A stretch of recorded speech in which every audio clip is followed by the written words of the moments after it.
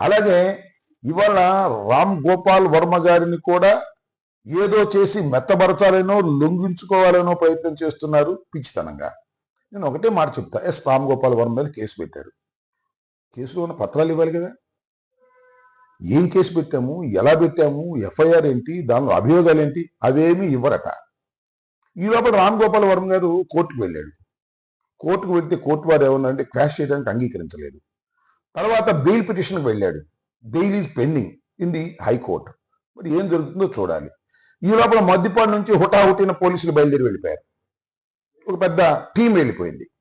రామ్ గోపాల్ వర్మ గారిని పట్టుకోవాలి, రామ్ గోపాల్ వర్మ గారిని డెన్ నుంచి లాక్ రావాలి.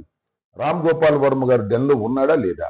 చిత్రం ఏంటంటే కొంతమంది డెన్లోనే ఉన్నారని, కొంతమంది పారిపోయారని, కొంతమంది ఇతర రాష్ట్రాలకు వెళ్ళిపోయారని, అసలు రామ్ గోపాల్ వర్మ పిరికితనంగా పోలీసులు వస్తే పారిపోయాడు అనేటువంటి ప్రయత్నాలు చేస్తున్నారు అనేది పత్రికల్లో లేదా మరొక చోట రాయిస్తున్నారు.